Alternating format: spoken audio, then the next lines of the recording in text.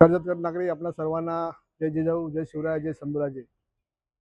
आम्ही पोलीस मित्र संघटनेच्या वतीने आतापर्यंत 40 उपोषण केले आणि हे आमचं 41 उपोषण होतं.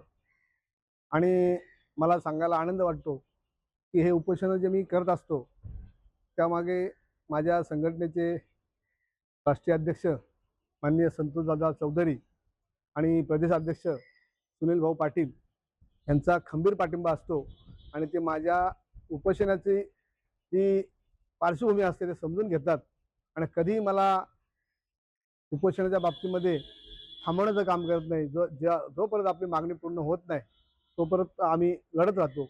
आणि त्यांचा मला सपोर्ट असल्यामुळे म्हणजे पूर्ण आमची जी देशामध्ये संघटना काम करते आणि त्याचे जे अध्यक्ष आमचे संतोषदादा चौधरी आहेत ते पूर्ण देशातील जेवढे आमचे संघटनेचे पदाधिकारी आहेत त्यांना माझ्यासोबत मला पाठिंबा देण्यासाठी, माझ्या पाठीशी उभं राहण्यासाठी ते आदेश देत असतात.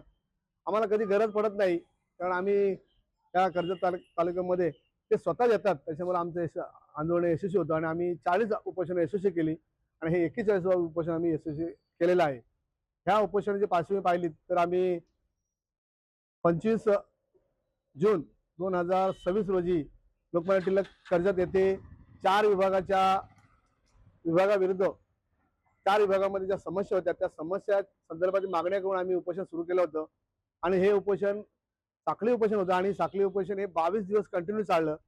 त्याच्यामध्ये पहिला आमची जी मागणी होती उपजिल्हा रुग्णालयाचे वैद्यकीय अधीक्षक माननीय विजयजी म्हस्कर यांचा जो मनमानी कारभार चालू होता, गैरकारभार चालू होता, त्या संदर्भात आम्ही 30 सदस्य चौकशी स्थापन करायला लावली आणि चौकशी करायला लावली, पण ती चौकशी समाधानकारक झाली नाही. त्यामुळे आम्ही या आरोग्य विभागाचे मंत्री महोदय, त्यानंतर संचालक, उपसंचालक, शल्य चिकित्सक आणि वैद्यकीय अधीक्षक यांना धारेवर धरले. आणि त्याच्यामध्ये आमचे प्रदेश अध्यक्ष माननीय श्री सुनील भाऊ पाटील यांनी सुद्धा त्यांना ठणकावून सांगितलं की जर आपण आमच्या कार्यकर्त्याची पदाधिकाऱ्याची मागणी जर पूर्ण केली नाही तर आम्हाला अधिवेशनमध्ये जाऊन हा विषय मांडावा लागेल. तेव्हा त्यांनी म्हस्कर यांची बदली केली आणि ती आमची मागणी पूर्ण झाली.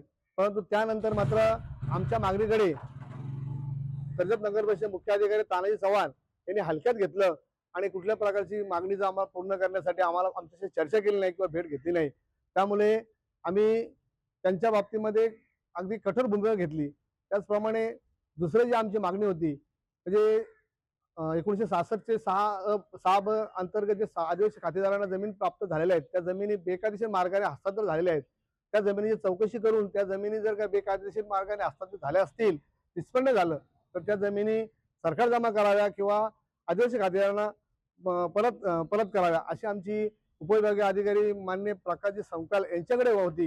आणि त्या मागणीला आज त्यांनी मान्य केलेलं आहे. आणि कर्जत तालुक्यातील जेवढे असे कुठले प्रकरण असतील ते आदिवासी खातेदारांना फसवून बेकायदेशीर मार्गाने शासनाची पूर्वपरवानगी न घेता ते हस्तांतर केलेत, त्या प्रकरणाची चौकशी करून त्याच्यामध्ये आम्ही योग्य निर्णय देऊ आणि आदिवासी खातेदारांना न्याय देण्याचा देऊ असं आम्हाला त्यांनी आत्ताच आश्वासन दिलेलं आहे.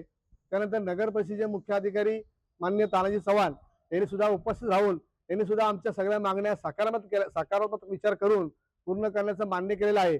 परंतु या मागण्या पूर्ण करत असताना कुठेतरी शासन कमी पडतंय असं त्यांच्या बोलण्यामध्ये आलेलं आहे. कारण 17 शौचालय दुरुस्त करायचं म्हटलं तर निधी उपलब्ध झाला पाहिजे.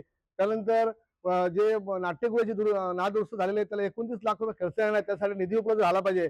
त्यानंतर 1.5 कोटीचे जे कॅमेरे 1.5 कोटी रुपये जे कॅमेरे लागले नगर परिषद लावायचे आहेत त्यासाठी म्हणजे थोडक्यात शासनाचा निधी येत नाही आणि संबंधित विभाग निधी देण्यासाठी कमी पडते. त्यामुळे आम्ही त्यांना आता सांगितलेलं आहे की ज्या विभागामध्ये आपल्याला निधी देण्यासाठी शासन कमी पडेल त्या शासनाच्या विरुद्ध सुद्धा आम्ही उपोषण करू आणि या नगरपालिकेमध्ये सर्व नागरिक समस्या सोडण्यासाठी सहकार्य करू. अशाच प्रकारच्या अनेक मागण्या आहेत. त्या म्हणजे नानासाहेब धर्माधिकारी यांच्या प्रवेशद्वाराला पत्र लावले ते महिन्यामध्ये त्याच्या पत्र काढून टाकण्याची कारवाई करण्याचं त्यांनी आश्वासन दिलेलं आहे. आणि त्याच्यानंतर डॉक्टर बाबासाहेब आंबेडकर यांच्या जे उपजिल्हा रुग्णालय समोर स्मारक आहे त्यांच्या बाबासाहेबांच्या डोक्यावर छत नाही, ते छत आता विशेष समितीमध्ये विषय मांडून तो कमिटीकडे मंजूर करून तिथं छत सुद्धा ते करण्याचं आमचं आश्वासन पूर्ण केलेलं आहे. असं मागण्याची लिस्ट खूप मोठी आहे. त्यामुळे सर्वच आम्ही मीडिया समोर बोलू शकत नाही, परंतु त्या आम्ही व्हायरल केल्यात त्या सर्व नागरिकांना त्याची नोंद घ्यावी. 1 ते 23 मागण्या आम्ही मागण्या केलेल्या आहेत. त्या 23 मागण्या पूर्ण झाल्याशिवाय पोलीस संघटना स्वस्थ बसणार नाही. नगर परिषदेच्या विरुद्ध आम्ही 2 वेळा उपोषण केलेलं आहे. एक वेळा उपोषणाचे आश्वासन दिलं, परंतु ते पूर्ण केलं नाही. त्यामुळे आम्ही दुसऱ्यांदा उपोषण घेतलं होतं आणि कंटिन्यू 22 दिवस आम्ही उपोषण केलं.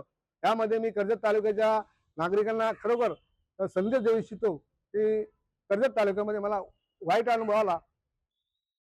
कर्जत नगर परिषदेचे नगरसेवक किंवा नगराध्यक्ष किंवा लोकप्रतिनिधी कुठल्या प्रकारच्या आमच्या उपोषणाची दखल घेतली नाही आणि 22 दिवस आम्ही उपोषण केलं आणि जमेची बाजू म्हणजे गोरगरीब नागरिकांनी आम्हाला मदत केली आणि खास करून पत्रकारांनी मदत केली.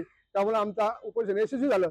21 दिवसानंतरही दखल घेतली नाही. त्यामुळे आम्ही टोकाचं पाऊल उचललं आणि माननीय कलेक्टर साहेब यांची भेट घेऊन त्यांना मी सर्व आमची पार्श्वभूमी सांगितली. तेव्हा त्यांनी दखल घेऊन आज आमचं उपोषण स्थगित झालेले, आमच्या सर्व मागण्या पूर्ण झालेले. तर मी सर्व कर्जतकर नागरिकांचे, पत्रकारांचे, सामाजिक, धार्मिक आणि जे राजकीय पुढाऱ्यांनी मला पाठिंबा दिला त्यांचे मी खरोखर आभार व्यक्त करतो आणि त्यांना या कर्जत तालुक्याच्या जनतेचा आशीर्वाद मिळेल असं मी विश्वास व्यक्त करतो. धन्यवाद.